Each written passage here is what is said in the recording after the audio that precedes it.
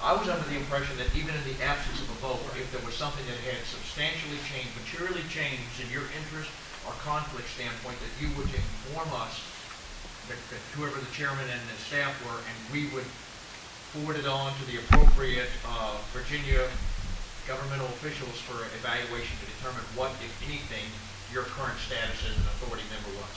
We'll have to ask. Well, in the follow-up email that I'll send after this with all of the documents and whatnot, I'll have a date, and I'll check in with Kelsey Block, who's our representative at the Office of the Attorney General, just for clarification on that. Please do. And I'll send it Send it out to out. everybody. Okay. And then really, so we've already discussed, at the last meeting, we did determine our next meeting would be December 8th, to try to capture as many people as possible. So that is still set. I think we tentatively agreed to do it back in Richmond. We haven't set a time where we really finalize the details, so I want to open the floor to the board and see what works best. How's Northern Virginia sound to you guys? I knew Mary Alice would go ahead. Well, if you can drive all the way out here to Forest, you can sure as heck come to Arlington. No. But in all seriousness, I was really looking to see if you thought sometimes getting out of Richmond, not that we don't love Virginia Tech, okay? I meant Virginia Commonwealth, Virginia Tech too. Oh my God, David Kirsten's getting on. He would only want me to support Tech. But anyway, nonetheless, Virginia Commonwealth. So I wanted to see if you guys would like to have our meeting someplace else other than Richmond. I mean, we don't have to. Are you so inclined?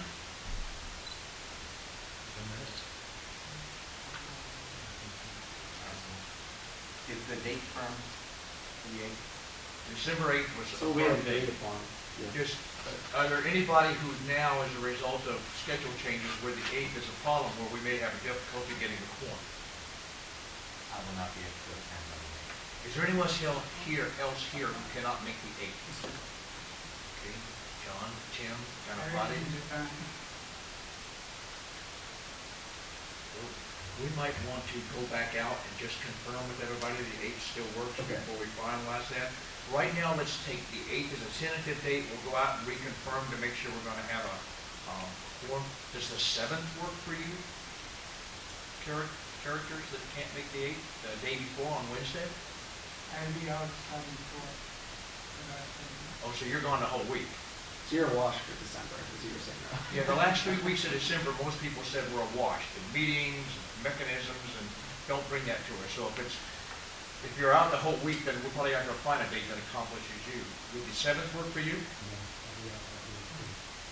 Chris, do you remember how many replied that December 8th? As I recall, at the meeting itself, it seemed that there was a fair consensus that the 8th worked. 13, I think. Yeah, I think we had 13 or so that said the 8th worked. If you take away 3, we're down to 10. Our quorum's 9. We have 6. I still think we should go ahead and ask if you're okay. I will Let's absolutely- just keep the 8th as a tentative date, and we'll go from there. If So, there's anything I'm good at, it's pestering you all through your schedules. now having said the 8th, where? What would be a good venue? Would you all be interested in doing it somewhere up in Arlington? I was going to say the D.C. area, but that's not in Virginia anymore, so I don't think we're allowed to even do that. So it has to be somewhere in the state or somewhere in the Commonwealth. Mary Alice, could you give us office space in Arlington? Or?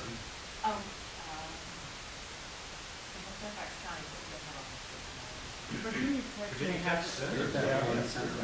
Say again. Virginia Tech Research Center in Boston. True. That's easy. That's what I meant by Virginia Tech. Thanks, Gary. It's in Boston Station. Yeah, Yes, yes. very, very easy. 2 blocks from the metro.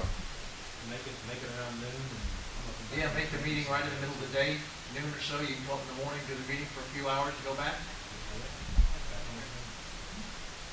All right, so right now we're going to say, if it's open, is anybody opposed to that? Could you make that? Yeah, I just said I prefer Richmond, but. Well, yeah, coming from Newport News, I imagine you do prefer Richmond. I'm in Charlottesville. Charlottesville. Oh, yeah. Goodness, twice I've done this. Okay, don't let me speak anymore. Like you could stop me. But no, shame on me.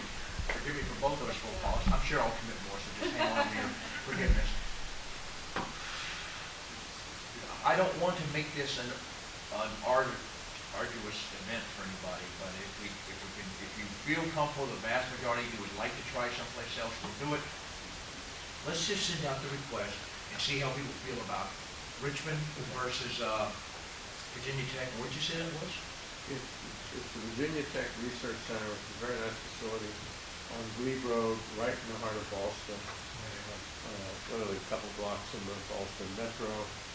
It's not far. It is, Bob, when you come up that train, get off of Alexandria. I get off of Alexandria. Train Get is to Alexandria, Alexandria, so, it's an easy matter. yeah. And if you come up 29, you just hop on the 66. You come up 29, you cross Hill, and shoot, we'll go back tomorrow, get on 66 and shoot right into the Glebe Road exit. It's 2-3 blocks down the road. And there's even parking underneath the building. And with the new meeting, I think it's kind of avoid the chaos of traffic. So you don't have to cross the river. Yeah. Hence the need for a 12 or 1 o'clock meeting. Well,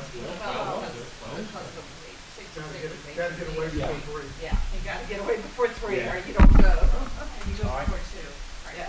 So we're gonna come out and ask you, everybody, one, about the 8th still being a good day to make sure we have quorum. 2, whether it's at the Metro for Virginia Tech and their research center, or Richmond, and at 12 o'clock on the 8th. So, Don, just a disclaimer, neither one of us have the right to commit Virginia Tech, but we will reach out immediately We to can also- Ali and his staff who is in charge of all that, and we'll make sure that they can do this on that day, and get you a sense of this right away. I can also check in with Bill Briscoe, who has, they have the Northern Virginia GW campus. Okay. We can also check in with Mark Troutman and see if Mason has some room for us. I'm sure we So can. there are a lot of options. Yeah, there you go, and Yeah, that's yeah. a lot. Mason's good. We have, sorry, I'm happy to play some Charlottesville. Okay. Aha. Really looking close to home. I see how it is. Charlottesville somewhere close to here? So you would get 2 meetings close to home. I would, my youngest went to Virginia Tech, and I have a scholarship there in his name in Virginia Tech Corps Cadet, so I'll just tell them afterwards. And then my final item on the next steps was to actually bring up this Executive Order 57 working group. We talked about it at the last meeting, but just as a refresher, it's a small executive agency head level working group comprised of the chair of the DEQ, Department of Natural Resources, DMME, Secretary of Commerce and Trade, all getting together to discuss carbon reduction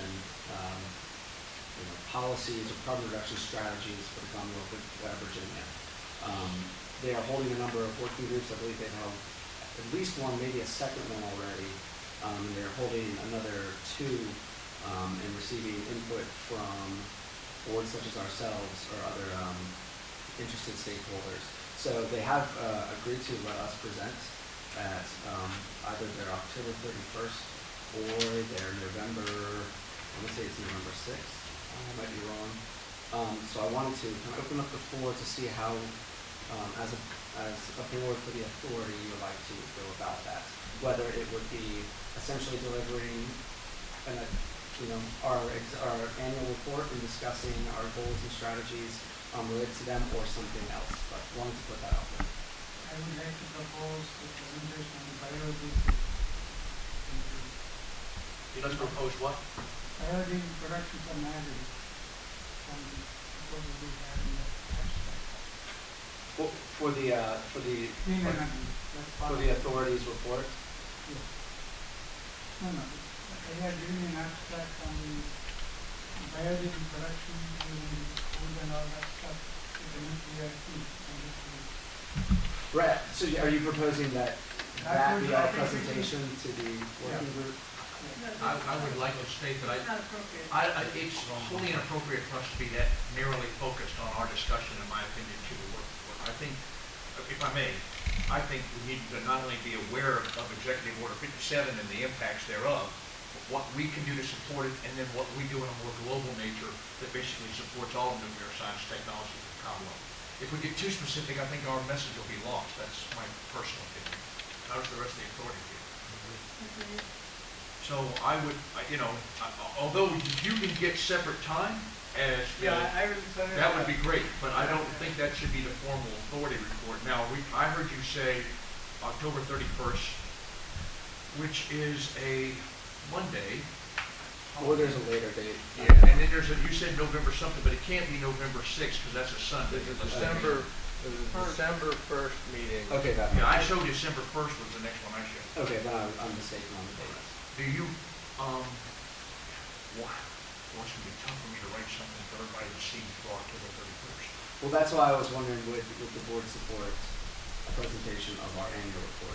Basically, I mean, going kind of through the recommendations and just hashing it out and explaining why we think that. So if you look at the main points of the executive order, so many of our recommendations and our goals do actually encapsulate a lot of these. Which is 57, not 36. Yep, you were the one that called it out last time, and I messed that up. It's an old presentation. It is 57, Yeah, it is 57, yes, 57. 57, not that. I would propose that we do it on the 31st, and that we go and present our report, but in such a way as that we basically not talk about the report and hand the report, but make it a slide presentation, to take out the main elements of the report would be my proposal, and to talk about how we support the particular elements of Executive Order 57, so that those people that are making these decisions will know they have a point of contact. You're going to be doing it at a separate time? Yeah, I'm waiting for our date. Now, I should just. Should we do, a reason I've asked, should we do it at the same time, is my question. That's possible, for sure. When they talked to me, what they said was, they recognize the consortium is the private sector. And that's the perspective they want from us, from the perspective of the companies, the universities, and from that, as opposed, so, which is, obviously pretty broad. And so that's why when I said earlier, when we get a firmer sense of our date, we're gonna kind of get organized to figure out, all right, what are our key points from our perspective, the BWXT, report news, the Dominion, and so forth. So that's kind of how we're heading into it. And then, of course, we build in the university and the education side. I mean, it'll follow a lot of what's in the materials. But I was struck by the fact that they specifically said, you see, as a private sector, the authority is kind of connected to the state. Yeah. If I were to make any recommendations for the authority, I think there could be value in focusing on what state policies now are in place that do or do not enhance, support, encourage the nuclear industry. That's an opening, because we'll probably finish from that direction too. That's an opening to talk about, what's the Virginia going to do about the clean power plan, recognizing nuclear value, and using examples like what New York, the state of New York, did. To recognize nuclear contributions to clean air and that sort of perspective. So in the end, we may be clearly overlapping, and I think we should keep coordinated on where our points are. But we're not going to get to ours, at least probably for a month, until we have that conversation. All right. Then we'll plan with the board's permission. I would like to propose that I, as your chair, along with Chris, that we go and make this presentation, and that we talk about who we are and what we do and how we uniquely are positioned to support them in implementing Executive Order 57. That sound like a reasonable approach, ladies and gentlemen? And we'll make sure after that we get you the information on what we've done. In fact, so before we get to public comments, I have one thing I want to add. But wait, I want to make sure we're all done with all the new business. Are you done? I covered everything I wanted to. Okay. Do we have any other new elements of new business from anybody? Hearing none, I just want to quickly update. Oh, sorry, Mary Alice.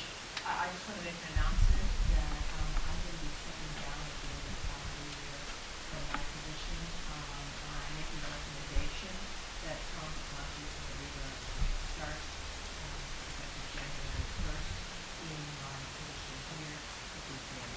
Can we take a vote on it? Okay, I'm not in favor of Mary Alice stepping down. I all agree. I knew it was going to be a little hard. You knew that was going to happen. Just for the record, neither am I. But. It has nothing to do with you, I promise you. No. And then, Well, what are you gonna be doing? I'm gonna be taking a new position, for another organization in another country. Wow, congratulations. We'll look forward, you're not gonna tell us other countries so we can't find you, is that the way I understand it? I'll be talking to you offline. Okay. Well, congratulations. Does anybody else, do I have any more announcements that I wasn't expecting today to come? I did want to quickly update you. You may recall that in our last meeting, I told you about the things that I was doing as the president and CEO of the Sensible Energy Matters to America 501c3 that I formed after my tours being co-chair of the Special Committee on Nuclear Estates and all the activities we were conducting, one of which you brought up. I met yesterday with Governor Cuomo, and the reason I met with him was to talk about the activities that are going on in the state of New York, where there are challenges occurring to our zero emissions credit concept that we came up with to value the unique value of nuclear being from the energy economy and the environmental standpoint. And as you may have noticed, there are some unique challenges that are coming up for other clean sources of energy such as hydro, and there's also issues coming up and saying, why are we spending this much money? And there's a lot of pushback related to the fact that it would cost more to decommission the units and come up with the additional funding that it would be to actually make them profitable and continued evaluation and contribution to them in the overall mix in New York. So that activity is still ongoing in New York. I wanted to let you know that. We're also pushing the zero emissions credit concept in the legislature in the state of Illinois.